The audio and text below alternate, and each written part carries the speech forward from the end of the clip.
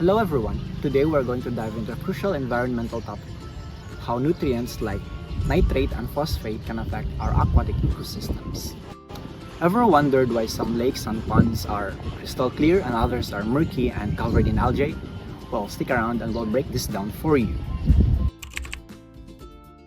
By the end of this video, you're going to understand how excess nutrients can be harmful and how different lakes vary in nutrient levels, and also what we can do to protect our water sources. Let's start with the basics.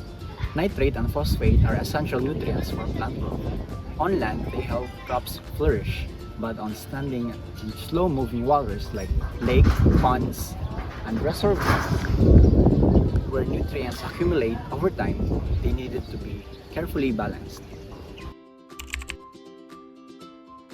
So, where do these nutrients come from? Primarily, they enter water bodies through the first one is agricultural runoff. Fertilizers used on farms contain high levels of nitrates and phosphates. When it rains, these nutrients wash into nearby streams and lakes. The second one is sewage and wastewater. Human waste, detergent, soap can introduce phosphates into the water system. The third one is industrial pollution. Factories sometimes release wastewater containing high levels of these nutrients. And the last one is natural processes. Decaying plants and animal waste can contribute, but human activities significantly amplify the problem. So what happens when nitrate and phosphate levels rises too much? That's when things get tricky. When excess nutrients enter the water, often from agricultural runoff, sewages, or industrial waste, they fuel the rapid growth of aquatic plants, particularly the algae. This phenomenon is called eutrophication. This is the example of eutrophication. Eutrophication might sound like a good thing at first. More plants mean more oxygen, right? Yes. Not quite. Aquatic plants, particularly the algae, grow uncontrollably, resulting in algal blooms. So these blooms create a dense mass on the water surface. So they block the sunlight from reaching the submerged plants and disrupting the aquatic ecosystem. As the algae die and decompose, the bacteria breaks down.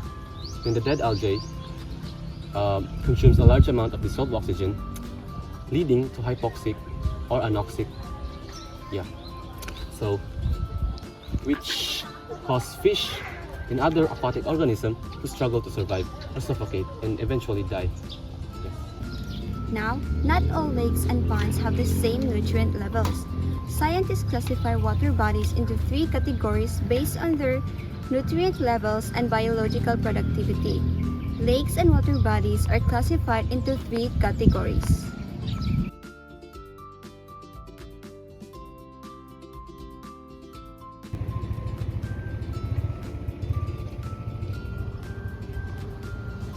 Now, let's talk about oligotrophic water, nature's version of a high-definition water body.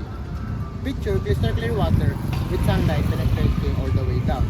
Unlike murky, algae-filled water, oligotrophic water have very little organic buildup, so their oxygen level stay high from top to bottom. Because nutrients like nitrates and phosphates are scarce, there's not much algae or aquatic plant growth, keeping the water clean and unspoiled. While they might not be teeming with life like eutrophic lakes, the species they do support are adapted to these conditions. Famous examples are Lake Tahoe from the US and Lake Baikal in Russia.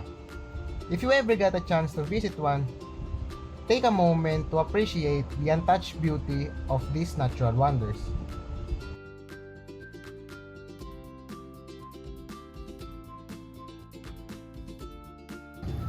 Mesotropic water are the happy medium of the aquatic world. They just have the right amount of nutrients, not too little like your oligotropic water and not too much like your eutrophic ones. With a balanced mix of nitrogen and phosphorus, these waters support a healthy level of aquatic plant and algae growth without tipping into a full-blown algae bloom chaos. This makes them productive but stable ecosystems, providing a thriving habitat for a variety of fish and aquatic life while keeping the water relatively clean.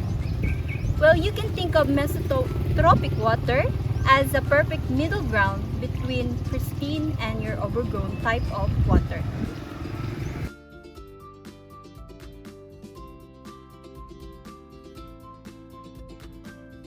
So now, let's dive into the eutrophic types of water. So, eutrophic types of waters are flooded with nutrients, or I should say overloaded with nutrients, mainly due to human activities such as sewage discharge, agricultural runoff, and industrial pollution.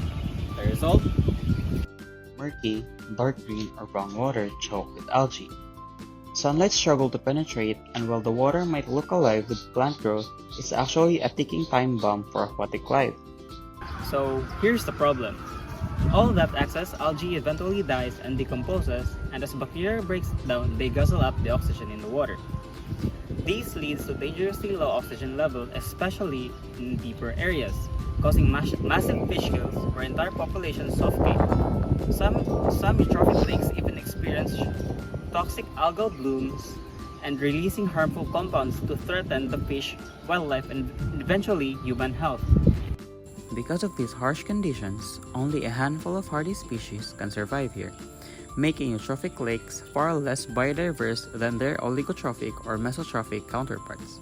A few well-known examples: Lake Erie, which has battled several algal blooms due to pollution, and of course, our very own Laguna Lake due to the influx of pollutants from its densely populated watershed, including untreated sewage, industrial waste, and agricultural runoff.